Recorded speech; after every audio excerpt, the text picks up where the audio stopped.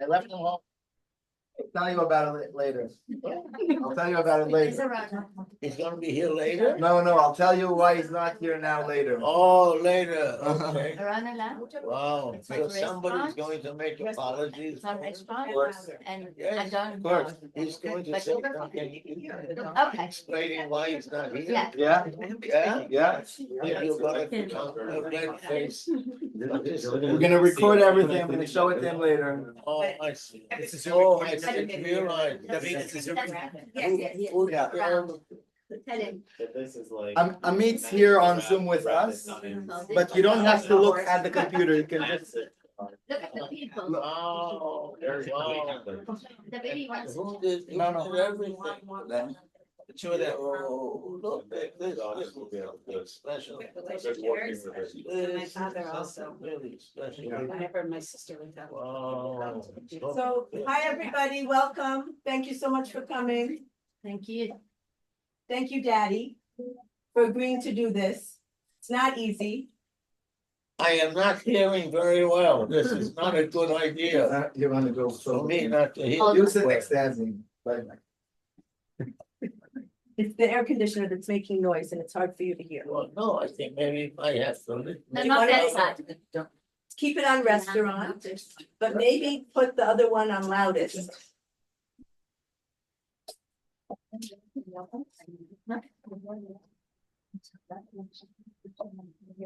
Maximum, Maximum. How's that?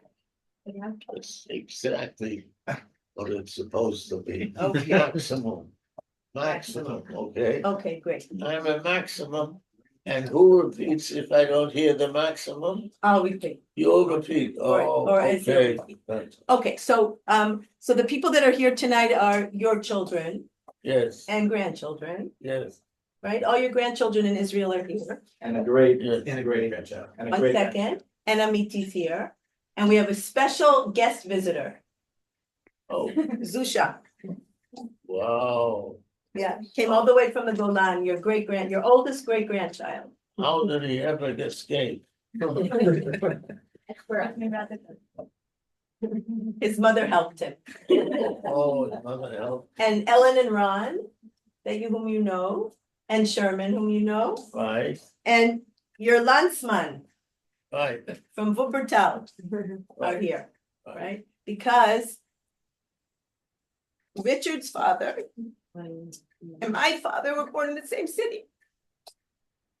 And until Daddy met Richard's father, he had never met anybody else who had been born in Wuppertal. And Richard's father told me the same thing, that until he met Daddy after the war, he had never met anybody born in Wuppertal. So that's something very special. oh. Wow, Okay, so Ezzy's going to introduce you, thank you very and then much, we're going to take questions from the crowd excellent, that are prepared questions. excellent. You can. Oh, who has the prepared question? Well, they're sort of prepared. We sort of prepared them yesterday, you and I. Oh. Okay. Go ahead, Ezzy. Yeah, right. This is gonna be interesting. Hi, Daddy. Hello, how great that you're So this all is, here. I'd like to introduce you to someone with many names. Some of us know him as Daddy. Some know him as Gerd. Some know him as Booby. Some know him as Jerry. Some know him as Booby Goldner. Some know him as Professor Korman. Some know him as Dr. Korman. So for the purposes of this conversation, he'll be Daddy and Booby. Is that okay? Oh, absolutely. Isn't there also Booby Earl and Booby I Adult? could score 12 big goals that way. Recognizing that it is Herr Dr. Professor Korman, right? Yes, Okay, so I mentioned that because Daddy was born in Germany, in the Rhineland, in a place called Elberfeld. Not to confuse you, the same thing as Wuppertal. Wuppertal was a larger city, Elberfeld became part of it. And his family soon moved, you can correct me when I'm wrong. yes, Yes. Am I okay so far? Yeah. I think so. They never really lived in Elberfeld, so I got the correction from this side. It's okay. Anyway, they moved to Hamburg. In Hamburg, they were part of Rabbi Karlebach's community, the famous Rabbi Karlebach. His father was a shoe salesman, traveling salesman. So his mother was the person who actually raised him. His mother had been from Elberfeld, Wuppertal, and his mother's family had stayed in Elberfeld. In 1933, when he was about 5 years old, his uncle was killed. He was murdered, actually, by the Nazis. His uncle, Oswald, was a Reichsbanner, right? Said that right? He was a social democrat, street activist, who was identified by the Nazis as being a extremely effective street activist. And soon after their rise to power, he was killed on the streets in Elberfeld, and that had in Elberfeld that had a very, very strong impact on Daddy as he was growing up, because he was identified as a Jew. And even though that he was living in Hamburg, the family had been in Elberfeld. In Hamburg, I remember a story from last week that he told me that living and growing up in Rabbi Karlebach's community was a pretty significant thing. Specifically, the time he remembered, Rabbi Karlebach took his hand dancing on Simchat Torah. Right, Daddy? Rabbi Karlebach took your hand dancing Simchat Torah. Oh, absolutely. Absolutely. He would probably say absolutely to everything, but Yes, ma'am. it is true. And the family was rooted at a time that Nazi Germany was rising. And in 1938, October 28, 1938, Daddy and his family were deported to Poland. He'll talk more about those details, but in Poland, they were in a refugee town, Spongin on the border. At a certain point, his father was sent back to Germany to finalize arrangements. He then bought a ticket on the St. Louis, the boat that was supposed to go to Cuba, went to the United States, ended up going back to Europe, and his father ended up in a concentration camp until the end of the war. In the meantime, Daddy and his brother were eventually put by their mother on the kinder transport. And the kinder transport was for children brought to England.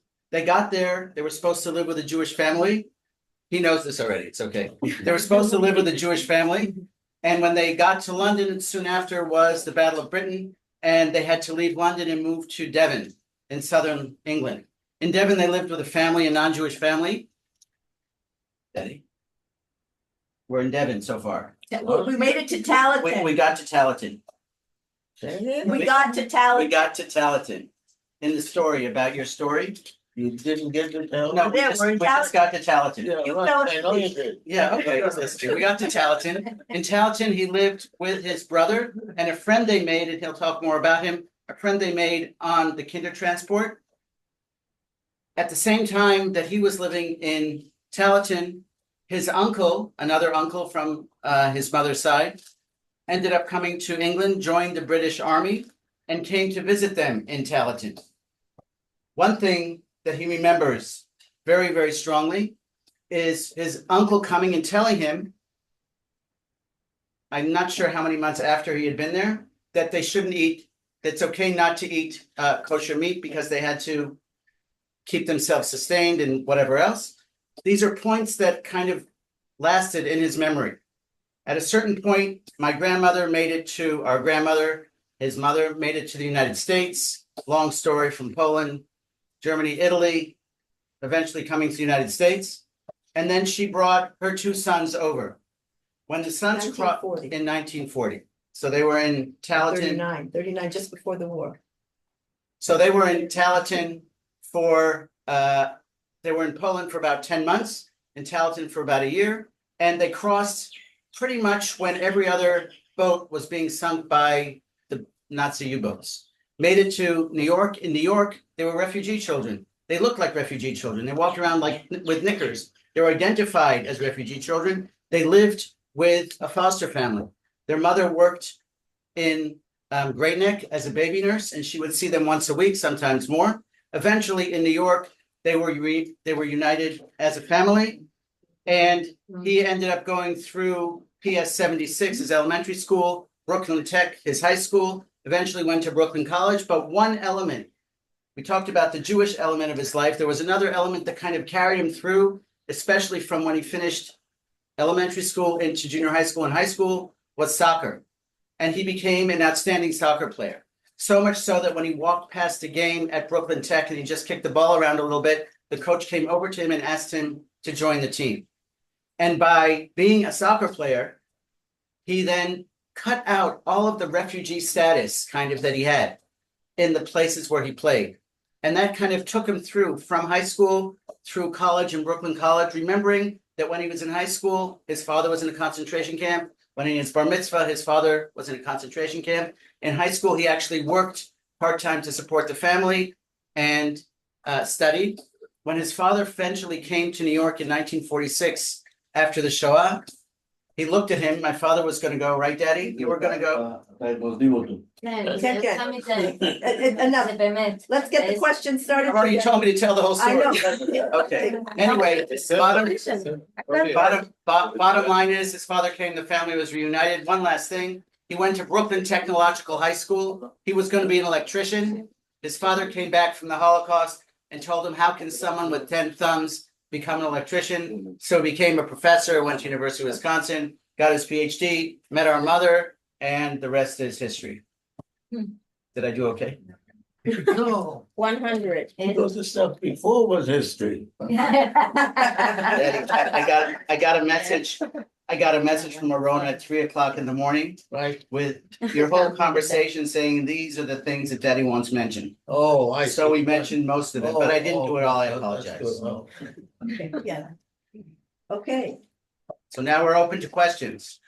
Daddy, Davidi has a question. I want to ask a question. You actually what, yeah.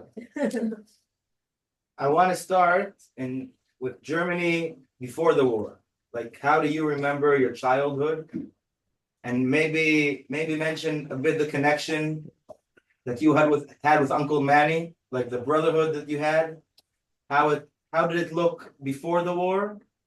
And how did it look during and after? Like what changed in your relationship? Between whom and whom? You and Uncle Manny. Between me and Uncle Manny? Yeah. Oh, Daddy. oh, oh. Let's see.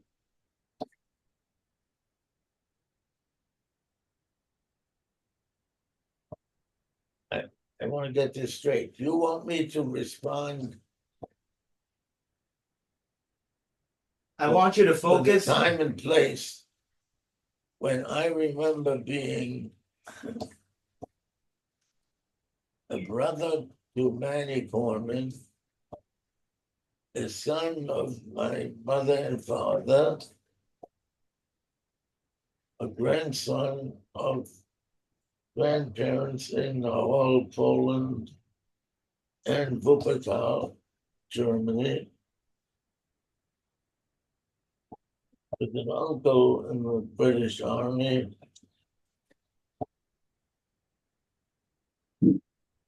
and a mourning tradition of weeping continuously for the murder of my mother's brother, who was murdered by Reichsbahn people. No, who murdered him for being a Reichsbahn, a fighter for German social democracy and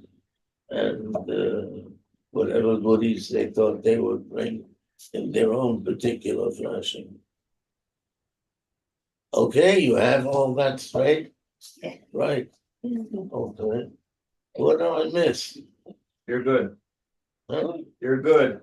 I'm good? Yeah. Oh, okay. Okay. Well, I can tell you that I remember little snapshots of the days that you all remember your own little snapshots. But one of the most memorable ones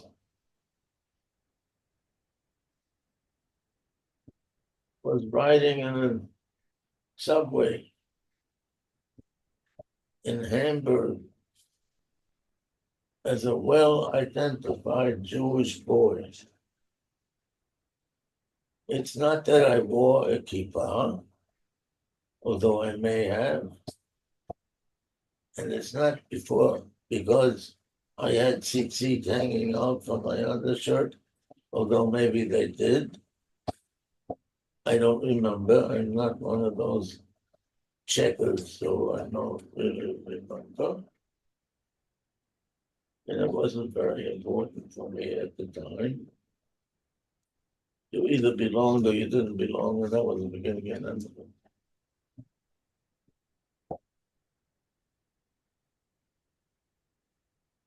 But one of the most memorable days that I recall had much more to do with what 9 and 10-year-olds do if they have been left alone by their parents. Namely, we cut out on our own without asking permission from anybody in the family. So I decided to take my younger brother, and he was very obedient at the time. You should all know that. Just so long as you were together, and I was the acknowledged older brother. So in any event, we were with a group of people who somehow had to educate us to become local pioneers, to explore the local lake in, on the shores of the city of Hamburg. City of Hamburg was on a lake called the Alster, and I always thought I better talk about me rather than we. I always thought that I should be somehow a geographic memory carrier of this little local bit of information. So if you go to Hamburg today and you ask somebody to show you where the Ulster is, they'll know immediately that you've been there before, maybe as a stranger, but you obviously need a big education. So it's on those days when I realized that I was a little bit different from lots of other people who lived in Hamburg. But Daddy, it was Shabbat. And to do what we wanted to do on Shabbat required a good deal of willpower and resourcefulness. But by the age of 6, I was a member of the Talmud Torah Shul, and being a member of the Talmud Torah Shul meant I was already recruited into a institutionalized Orthodox little world. So that proscribed many a day of observance, which I was asked to observe without my permission, without my acknowledgement. It was just assumed that I would do certain things, and I did them. Right. So what else do you want me to tell you? You started saying about the subway. Pardon? You started saying about the subway that you went on. You didn't have a kippah or something, but you were Jewish. Oh, yes. Well, this is one of these very interesting problems that the outsider of a story always wants to find out about. How do you know about the insider from the vantage point of the outsider? So in my case, I was carrying books to school, and the books were printed in Hebrew. I was on the subway train going to and from my home, to my Talmud Torah Shul. You went by yourself, Daddy? After a certain point, I went by myself. No, what am I talking about? From the time I was in first grade or pre-first grade. But in other words, by the time I formally started this little school, it turned out I was a member of a pretty demanding school system that was run by the chief rabbi Karlebach in Hamburg. And of course, I had no idea about it at all. But this little town of Hamburg was not such a little town as I imagined it. It was the main city, one of the main cities of Germany. Daddy, what happened to you on the train? You got on the train, you were wearing your uniform and you had the Hebrew books. And what happened? Oh, well, I'm just giving you this package background to let you know what happened. I was sitting on the train. I was sitting on the train. You were standing on the train. Oh, I was standing on the train. But these are stories I used to tell and remember, and which over time have found a very important place in the garbage pail. But everybody seems to remember them.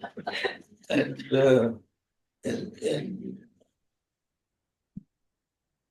to everybody around me in a German city after the Hitler regime took power, it was very obvious who we were.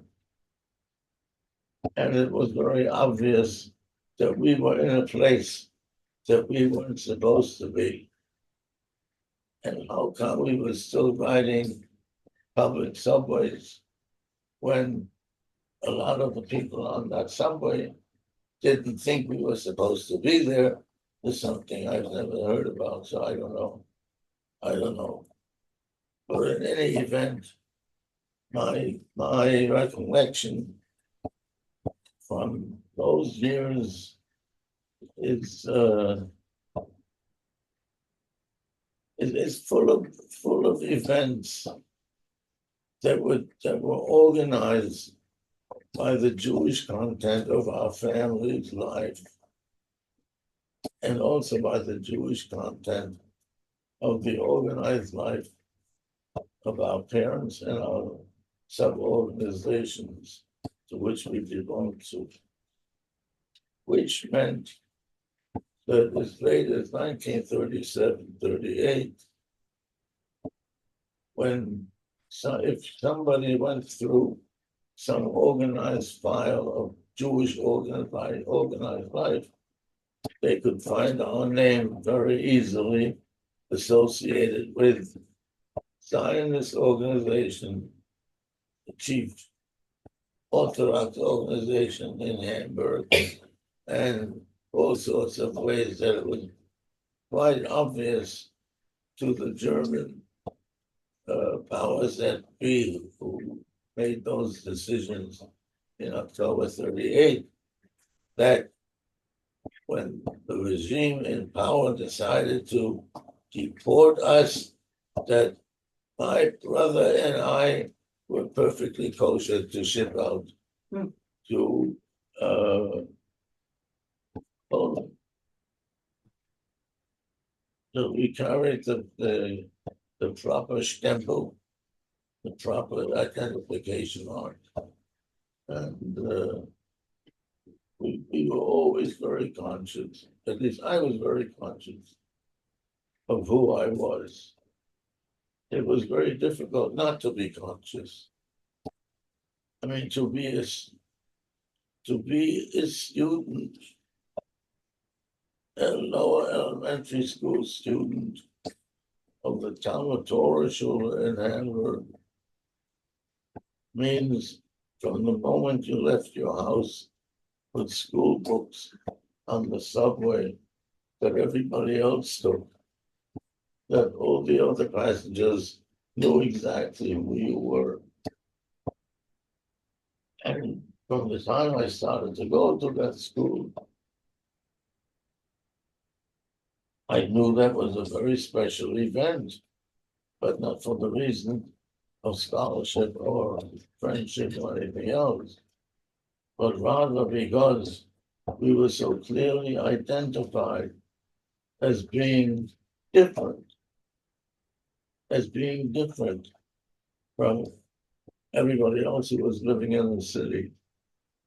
This notion of being different is something I find to this day very difficult to describe. Because as far as I was concerned, I was growing up a kid in local neighborhoods, which changed every once in a while. And we cut loose. I took my brother down streets he wasn't supposed to be, and towards harbor places where we weren't supposed to be. And we explored a lot. We actually went exploring on Shabbos afternoon, but that's not what we were supposed to be doing. But I had already demonstrated all kinds of streaks of misbehavior or exploratory enthusiasms, whichever one you want to prefer. And I tried as much as I possibly could to make this Jewish label something that you had to deal with when it hit you on the head, not as something that you had to be so conscious about and beware all the time. It's like an Israeli kid today who walks the streets of Tel Aviv as if he owned the street. And if anybody challenged his right for being there, there would be a real issue by the people who were raising it. So in my case, the only ones who were raising it were people who didn't know anything about the Jewish condition. And from the time that I got to know all of this, or beginning to know all of this, is when I started to go to grade school. Because I went to grade school in a Jewish school, in a parochial school. So my comings and goings were always so carefully differentiated. And one fine day I realized what other kids also realized when they did it.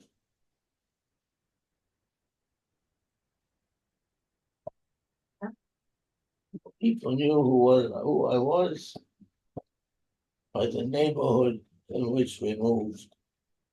Daddy, didn't it happen one day that you were on the subway and it was really crowded and an SS officer picked you up and put you on his lap? Oh, yeah. But Every day. that only became a very important event as time passed by, and I would tell stories. But at the time itself, when I was on the subway train and the German Nazi official, whom I recognized like everybody else did, acknowledged my presence, either by putting me on his knee to give me a space to ride as a seating passenger, not as a standing kid. I became very conscious that being Jewish meant something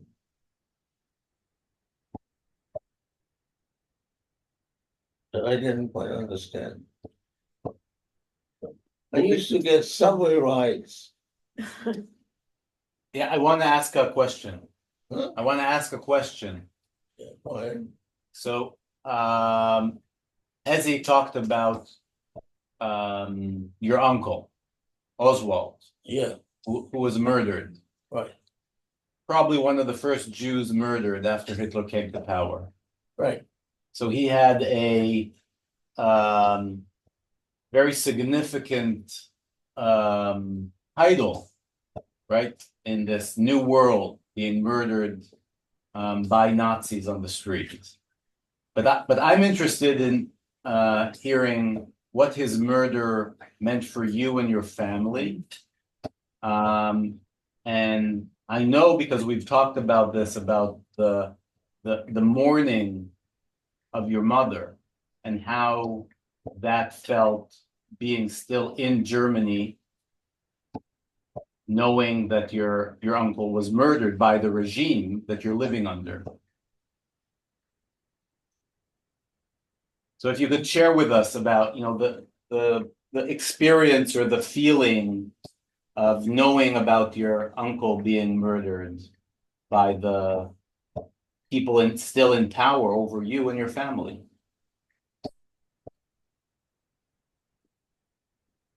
Well, that's a very good question. Which it was at the time that I first encountered it. And it was this, initially, it was a family event for us. Or rather, let me say, for me, it was not a public event. It was not a public event. I knew it was a special, I knew that it was a special public event by the way my mother behaved. Mm. And this is as good a point as any, as reminding you all that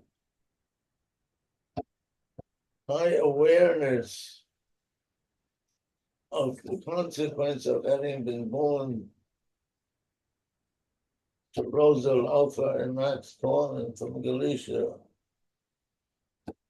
carried with it all kinds of stapled markers that we carried around no matter what we did or where we were. The most easiest way I know how to explain this in terms of my own perception is when my parents, in the early mid-30s, after the Nazi Party had gained power, had to behave in their own car while driving outside of their city of Hamburg. So for one reason or another, my father was driving on super highways from Lübeck to Hamburg or Hamburg to Lübeck. And somewhere in that experience, which was supposed to be a holiday on the seas that bordered Hamburg as a seaport, I seem to have become very conscious of the fact that my father had to go through a whole series of checkpoints to be able to drive his old Ford on regular highway that was supposed to be of use only by licensed drivers. And it didn't seem to make much difference what kind of official licenses he had. The fact that he had these licenses and nevertheless, in his behavior as a driver, had to deal with all kinds of public designations of being different from everybody else, became part of my memory of an outing, of a holiday, of going from one neighborhood town to another. Somehow, every time you stopped somewhere, there was always something special about being stopped. And I think my parents tried very hard to keep on behaving as if nothing unusual was happening. But I also knew something special was my uncle's death in 1933 was, for me as a child, a momentous event because it shattered in its own very personal way what I thought were fundamental belief patterns of my life. And you were 5. And I was born in 1928, and I'm talking about the early years of the German government, 1933. 1933. But in the city of Hamburg, the difficulty in dealing with German history for someone like me is the fact that at the very local level in which people lived, there were often pockets of identity formation where you could pretend the national world was not bothering you. You don't necessarily know what was happening. But then there was also invariably for a child little signals or even powerful signals that your parents had to do some very, very, very unusual things. Partly because I don't remember having many non-Jewish friends at all. I have wonderful friends in my school, but that only meant that my school years, the school years of your current children, if you have them going to kindergarten or the like, were years when you begin to learn very quickly who was part of your world and who was not part of your world, who is legitimate and who is not legitimate. And more significantly, at least in my case, I don't know about my brother's case, is how lots of other people who were your neighbors thought of you or talked about you or made you think they were talking about you as if you didn't quite belong to their world.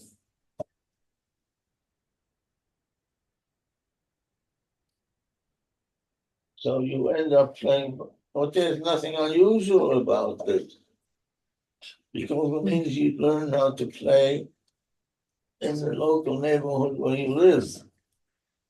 And if you play on the street in the local neighborhood where you live, you're not going to be playing with people who don't go to your synagogue. And once I mentioned that, I mean, almost like in a big, powerful explosion, you understand the ethnic geography that's participating in the life of every child being raised in Germany after 1933. And it isn't just after 1933. You become very conscious in a way that I think American kids have very rarely become conscious. And I once spent a lot of time studying this kind of stuff.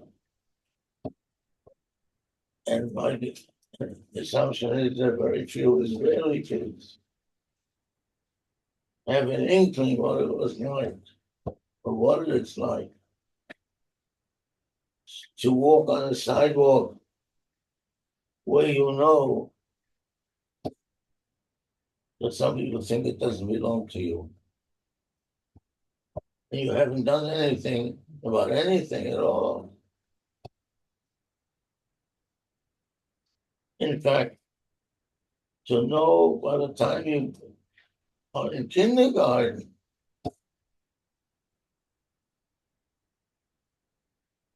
that this place where you're living and being raised is full of people who want to hurt you becomes a permanent part of you. At least became a permanent part of me, and I may have been part of the normal procedure by which a student like my parents raised their children so that they understood from the get-go that this outside world, this world outside the home from Friday night does not belong to the neighbors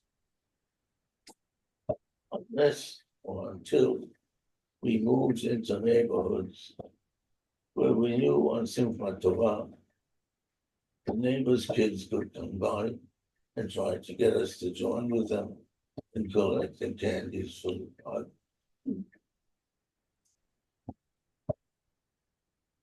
And the funny thing is that if you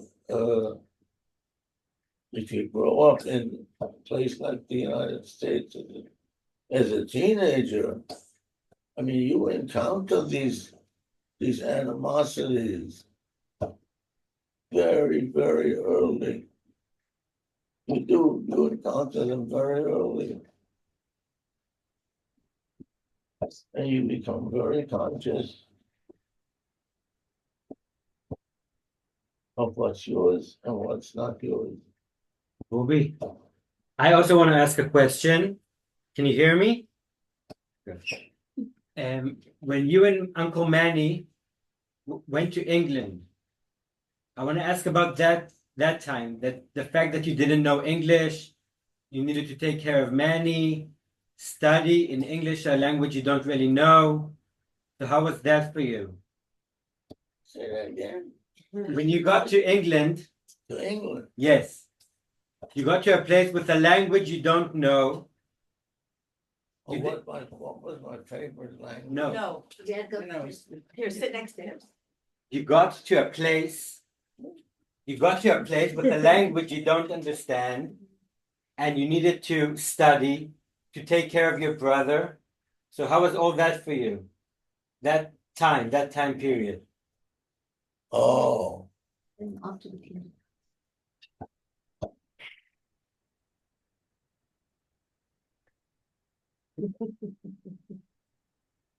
I think in retrospect, it was very framed and structured.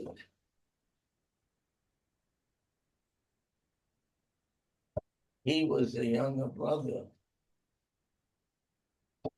So the connection and gateway for the adult population to my younger brother was me, especially when he didn't know any English yet.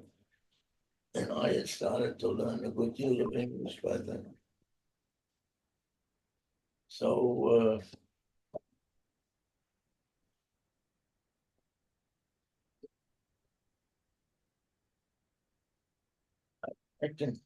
I think it's very difficult, even after I've made 2 attempts to write about it. It's very difficult to articulate what's happened to you as a child with the language and experience and the symbol that would matter to readers as to what happened.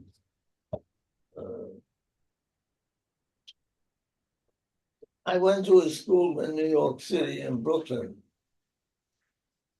called Public School 76.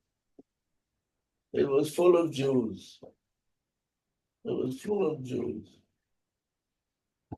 And yet, initially, when I got there, I had no idea, and my brother certainly had no idea, that we were very, very different. I mean, it's not that our hair was shorn differently, which it was still recovering from haircuts against the lice in Poland. So we ended up with haircuts that always left us with cut versions of our hair. Maybe that's why you don't have No, hair. never bald, never bald, never bald, and never, but always a certain kind of stubble that that everybody recognized for what it really was. Like the joke was that from my point of view, and from my, I don't know about my brother's point of view, but from my point of view, I had no idea how to understand what I was seeing and what I was feeling. I mean, I didn't know where to be. In retrospect, and lots of people I think have written about this. In retrospect, I had no idea where I belonged. And I had no idea who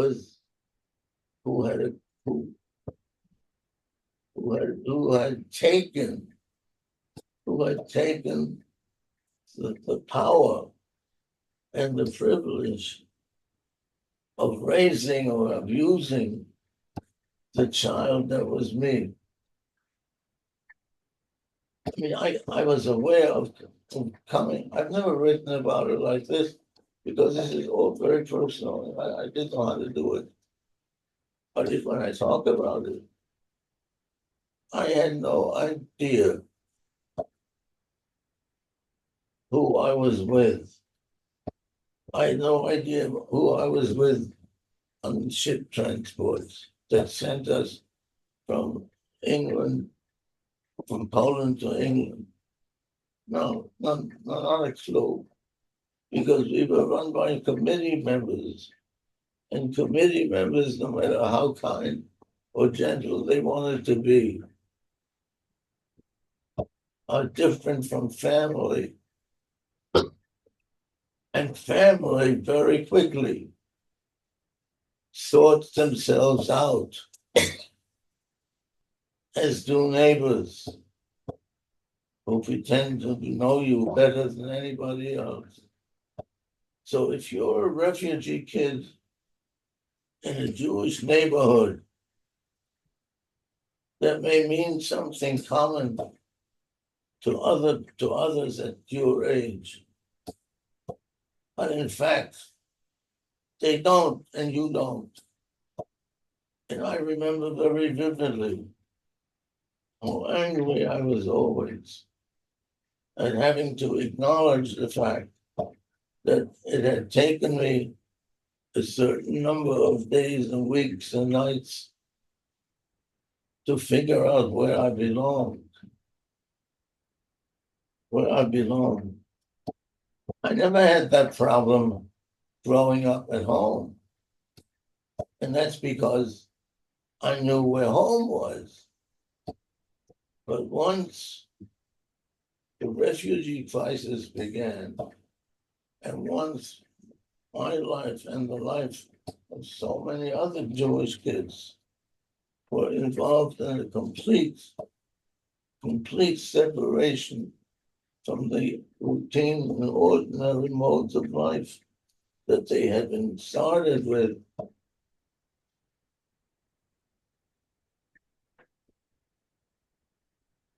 You that you had to figure out all over again who you belong to,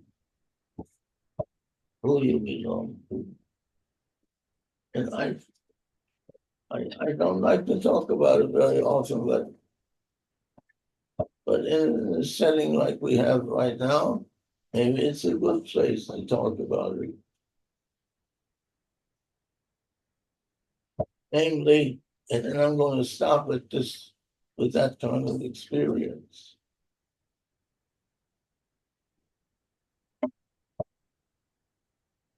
You come into a world where you know, on the basis of experience of a child,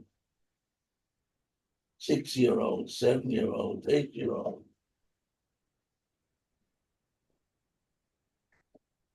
what it means to deal with people who are your friends. So who is the friend? The chaperone who picks you up at a railway station, who's sent by the committee to London to meet a train that you have just gotten from, and from which you had to wait for 2.5 hours or so while somebody else arrives on another kind of train and sends as some kind of identification card to figure out that you belong to this group of kids who I was supposed to pick up 2.5 hours earlier, and I hope I didn't keep you too long. Of course you kept me too long. And of course, she had no way of being super sensitive to these kinds of problems. And of course, if ever confronted that they weren't really taking good care of their responsibilities as fellow Jews, they would deny it. Because how could you not deny it? You did everything you needed to do. So I started to go through these loops of caring identification. But they were shattered often by events that most people want to forget. They never claimed they did it. You walk in the street of Brooklyn in a Jewish neighborhood where they're speaking Yiddish and doing all kinds of Jewish things. And there's your mother, who was just deported and sent from Germany and all these problems. And there's this one obvious, fully uniformed Jew, fully uniformed in the sense that he lets you know right away he's Jewish by the following fact, as my mother told it to me over and over and over again. First time she was on the Lower East Side, and these conversations with her had a much more powerful effect in many ways than anything else you care to mention. She overhears somebody else standing nearby and saying, "Don't tell her she's a German."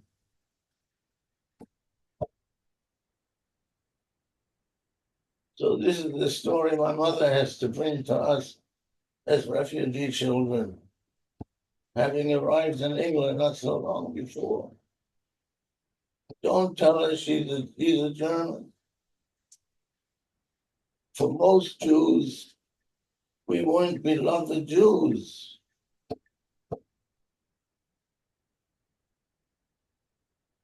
And I don't know the number of people who belong to this little tiny world where you could claim that you had a claim on them as Jews.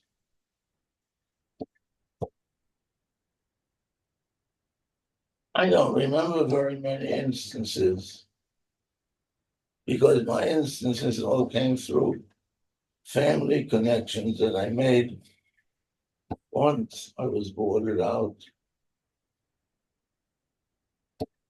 East New York, Brooklyn. My memories of the behavior of fellow Jews, never mind anybody else. My memory of the behavior of fellow Jews towards me personally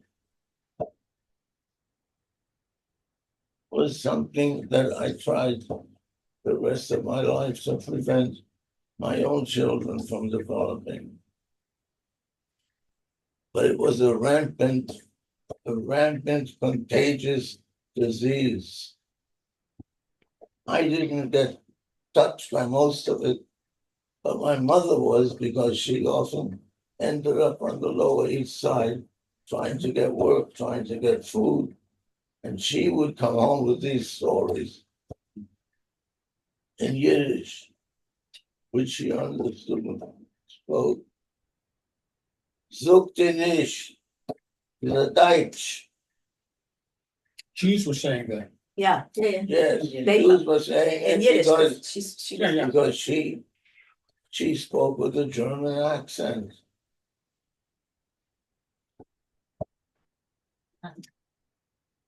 And if you stop to think about it, this little episode, Zuckte gives gave me an insight all the time. Who do I trust and who do I do not trust? Or when you go to a shul as a refugee kid with other parents,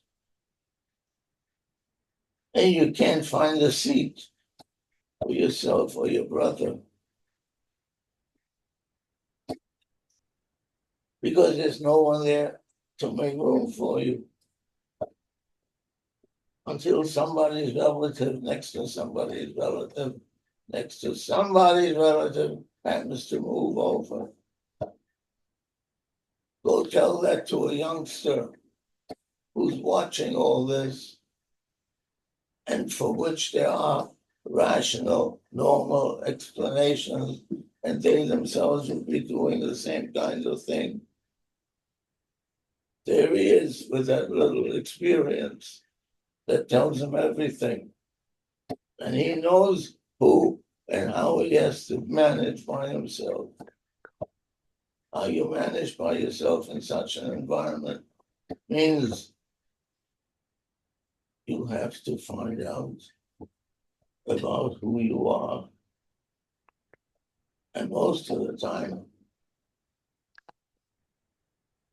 it's impossible to do it by yourself. At least it wasn't possible for me.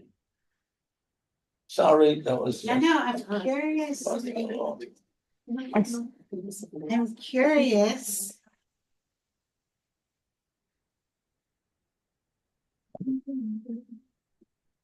How much the pain of your trying to figure this out by yourself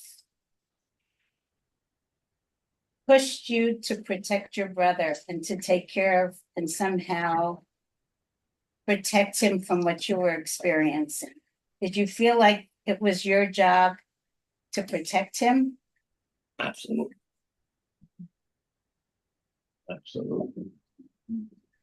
But that's because of a very simple reason. If you've ever seen a photograph of my mother,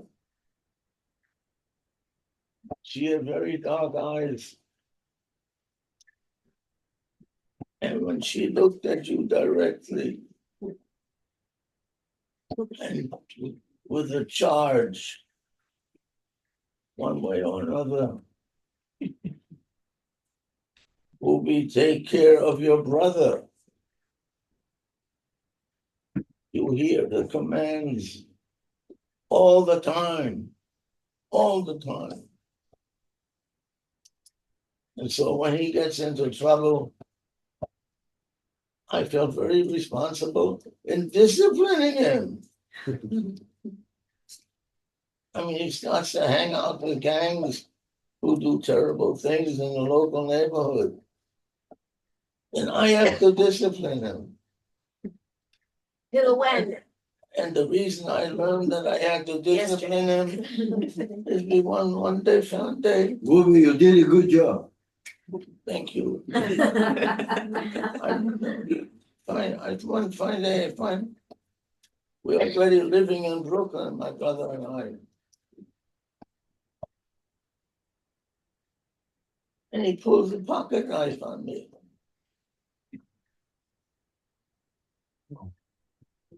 Out of nowhere comes a pocket knife. In East New York, Brooklyn, pocket knives are easy to get, Like a switchblade? like a switchblade, but smaller. Pocket knife. Hola.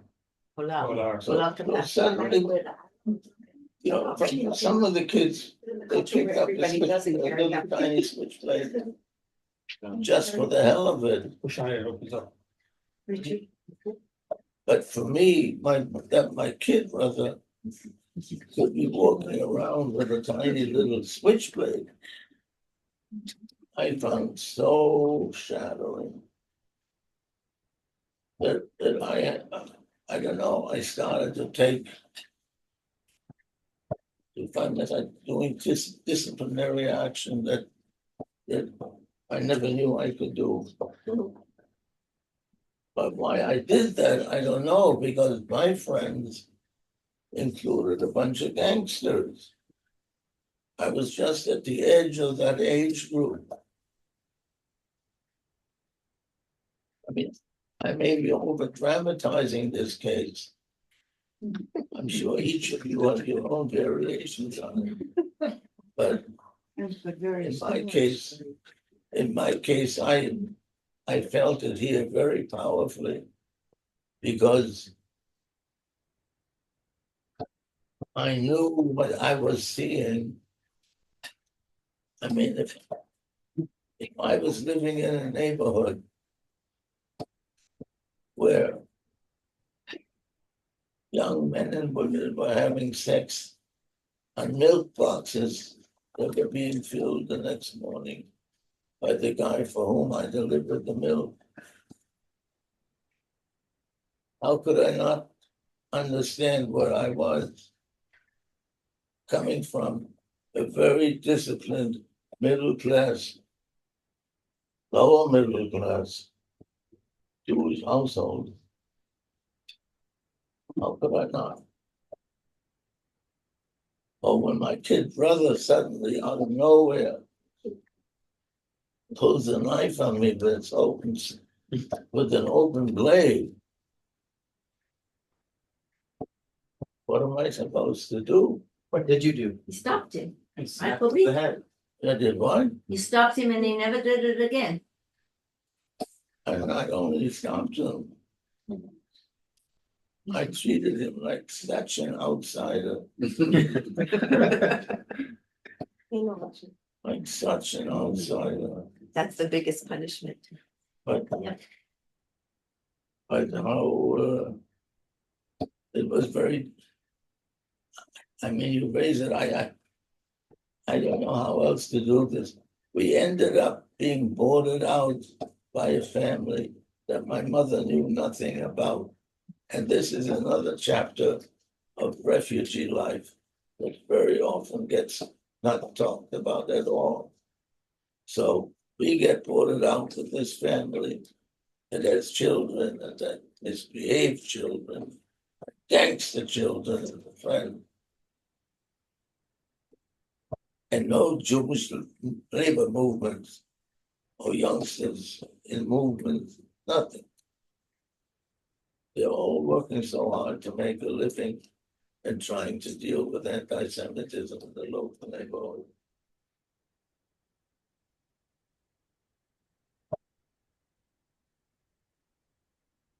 And here's my brother pulling a knife on me.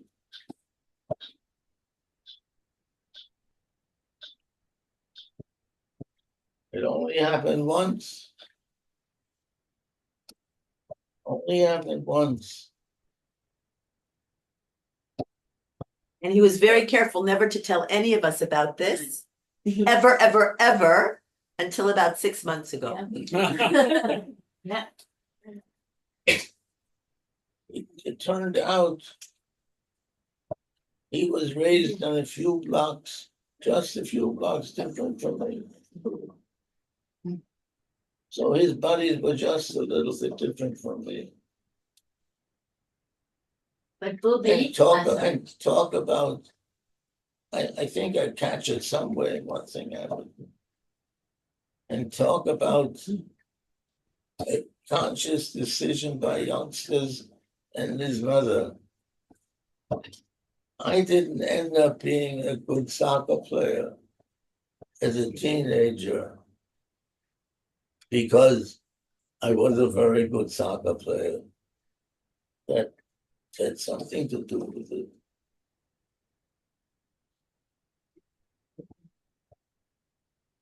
I ended up playing that kind of game because the social world that I saw among the people who were playing my game was so-called civilized. They weren't hoods and they weren't crooks who were running around my local neighborhood. So when I went off to play soccer once a week, this was the way that, and I was so aware of this. This was the way I knew I could escape from the gangland of East New York, Brooklyn. I've never written about this. And I've never written about it because I was so aware that I was in the midst of a gangland. And I was in the midst of a gangland. There were good people, really good people. There were still other levels that you can read about in Lepke Bruchhalter's biography. Lepke Buchhalter. About which I grew to learn a lot as a historian. He was in Murders Incorporated, Right. Lepke Buchhalter. They had this book they loved, but they loved their mothers. That was about the Jewish Yeah, mafia. exactly right. But we had some family members in the mob, no? Yes. Exactly right. Right. Yeah, purple gang. Exactly right. You want to ask your last question, Shani? Go ahead.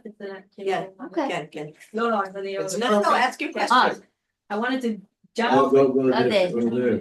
No, no. Yeah.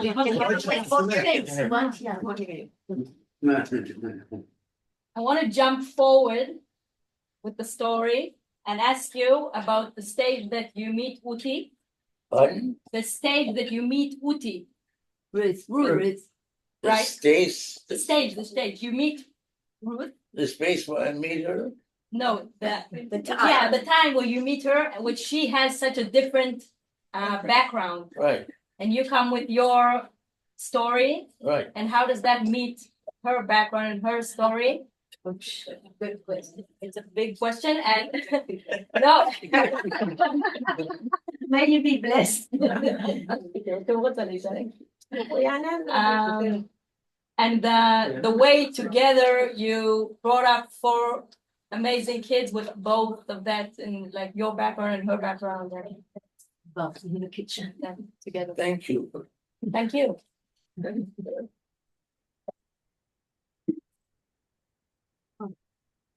You grew up in Winnipeg.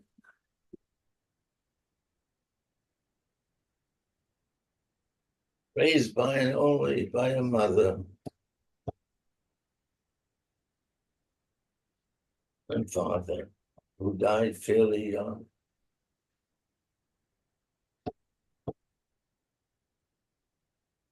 And By the time I met her,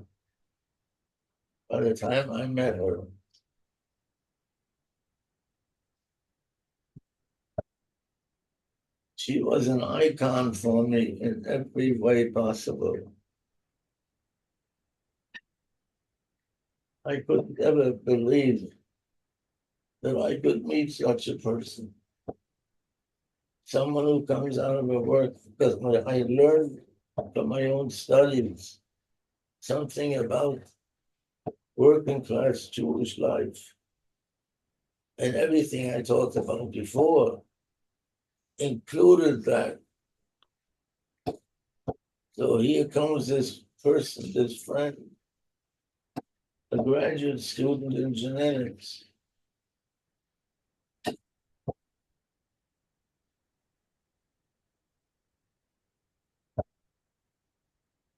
And she offers me her friendship.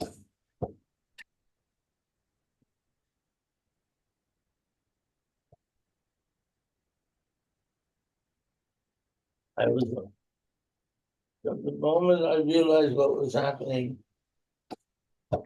I was overwhelmed. I was really overwhelmed. Because I had come to realize so quickly the circles that she was moving in. I mean, she was moving in elite graduate students at the University of Wisconsin. She was moving in elite Jewish circles at the University of Wisconsin. You ask somebody any question about Ruth Korman, about her years before she was married, Ruthie's lot. and suddenly you hear and see something about somebody who came from a Jewish world that I never knew.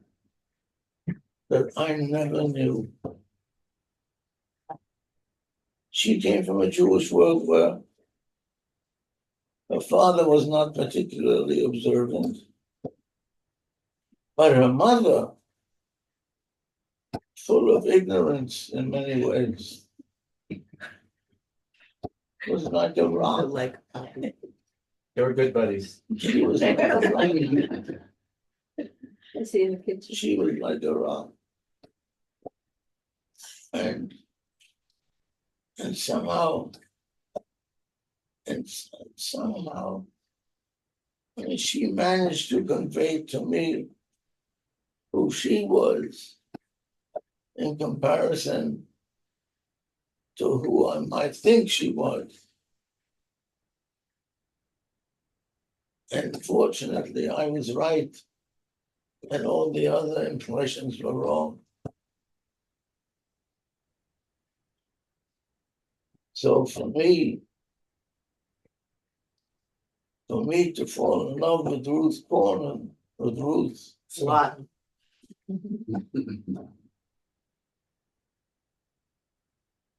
I mean, it was, I mean, everybody falls in love probably feels this way. But in my case, it was also a matter of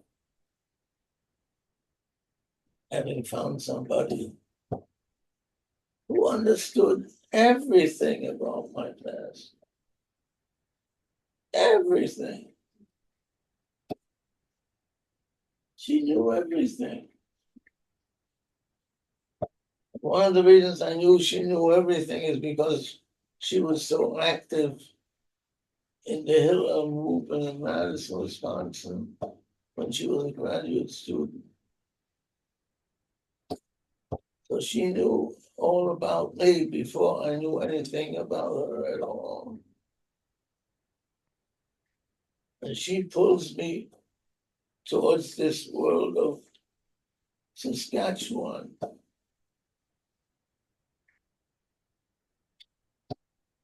In terms of history background and everything else.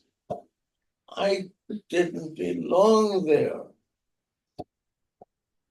And I had friends in the German Jewish world who knew exactly where I belonged.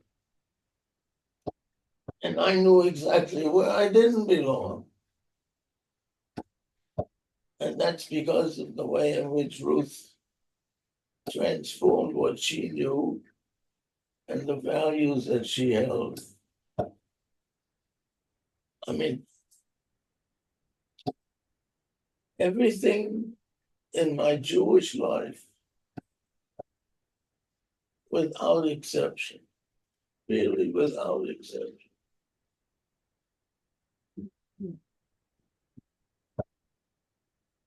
came from her.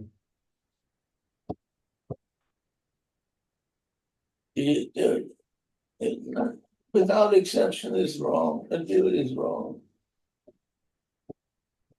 Because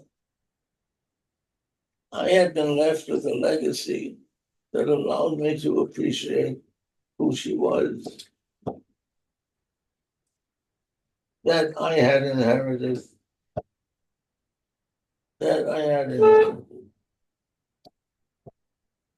and to be a nephew of an Oswald Laufer who was murdered for being a Jewish street fighter was no mean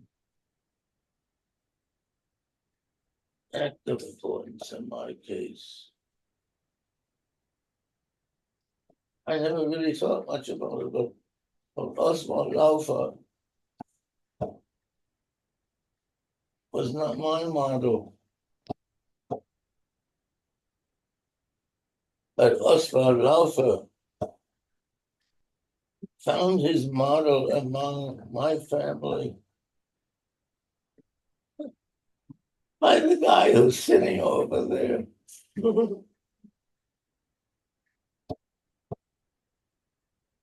When Avner turned into the kind of wonderful, organized Jewish representative that he became, I knew the genes were working. I knew the genes were working. And then my other children, they proved again and again and again how much was still to come in my case. Without me lifting a finger. So I'm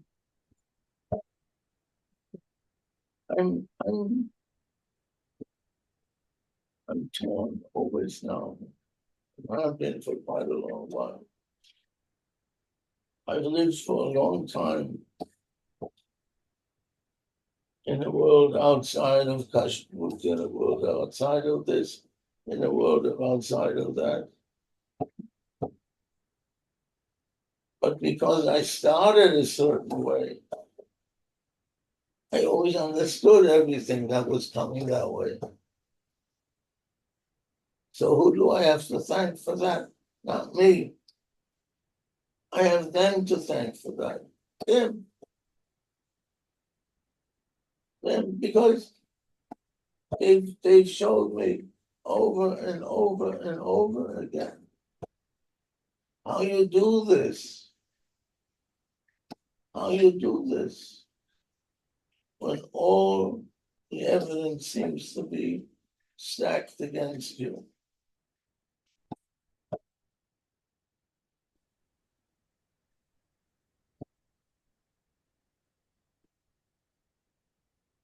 So in the end, I benefited. I benefited.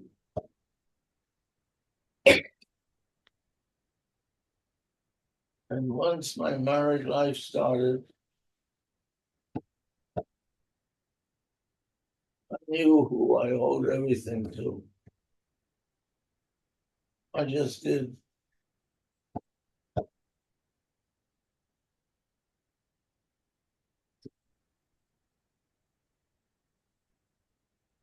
It's not that it was a one-way street, because it wasn't. But Ruth and I both understood the ground rules very, very clearly. She set them. That was the first rule. He sets the rules. She set them.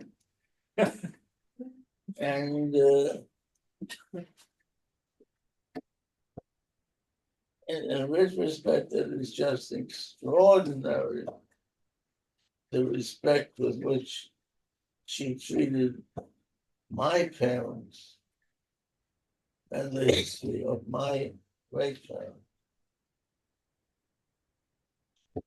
At a certain point in that past,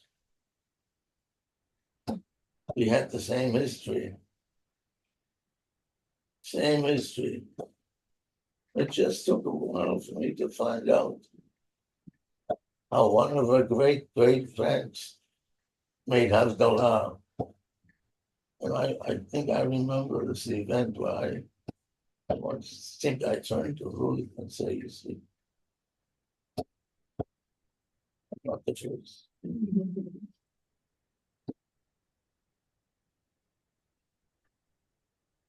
Well, I thank you very much for listening.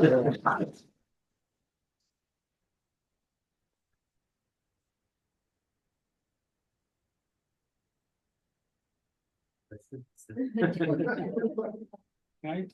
Thank you, Daddy. Thank you very, very much. Yes, Sherman, go ahead. I want to say I was very moved. Pardon? I'm very moved by what you were saying. I'm very Again? moved, very emotionally moved by what you said. I wasn't expecting it. I was expecting more about the Holocaust, but what you told me, and told all of us here, Right.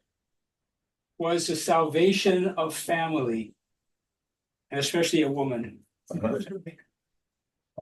was beautiful. Thank you. Will be.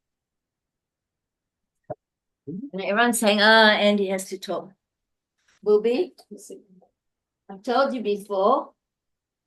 I've told you this before, but I want to say it in this forum. You've given us all so much pleasure and privilege to have gotten to spend time with you and continue to spend time with you, please God, over these last months. Really get to know all the aspects, not yet all, but a lot of the aspects of your personality and how tragedy triumphed, or let's say the other way around, how you triumphed over tragedy and created an amazing legend of wonderful, wonderful children, grandchildren, great-grandchildren. Thank you, Bobby. And of course, thank you to Arona and Gabi.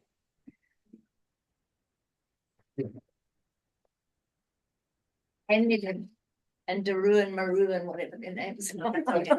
Category last night, it was a bad one. Thank you, everybody, very, very much. Thank you. for coming. Yes, café very good. Yeah. Thank And you. who got, yes, who got. Thank you. That was very. Thank you.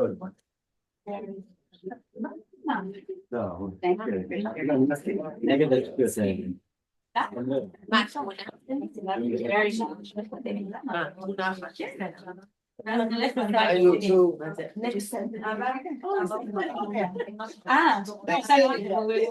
Pretty amazing. Pretty